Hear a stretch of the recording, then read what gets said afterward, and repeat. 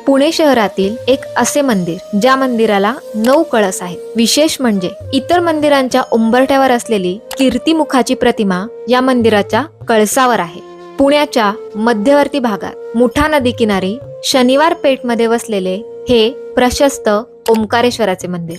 नमस्कार मंडळी, मी कादंबरी आणि आपल्या परमाबोली या पेजवर आपण घेऊन येत आहोत एक नवीन सिरीज, शिवालय।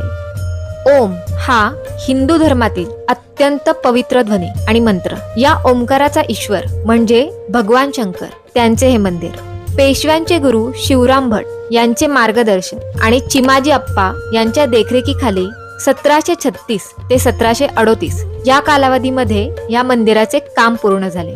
पुरातन नोंदींनुसार त्या काळी मंदिराचे काम पूर्ण करण्यास साधारण 1.5 लाख रुपये खर्च आला होता। मंदिराचे बांधकाम बेसॉल्ट दगड, चुना आणि विटांनी केलेले आहे।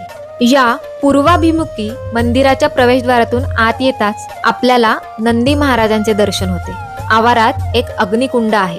मंदिराचे गर्भगृह अतिशय प्रशस्त आहे। गाभाऱ्यात प्रसन्न असे शिवलिंग आहे। मंदिराच्या आवारात विष्णू, हनुमान, शनिदेव, गणपती यांचीही छोटी मंदिरे आहेत। मंदिरात महाशिवरात्र, वसंत पंचमी, त्रिपुरारी पौर्णिमा, श्रावणी सोमवार हे सण विशेष साजरे केले जातात।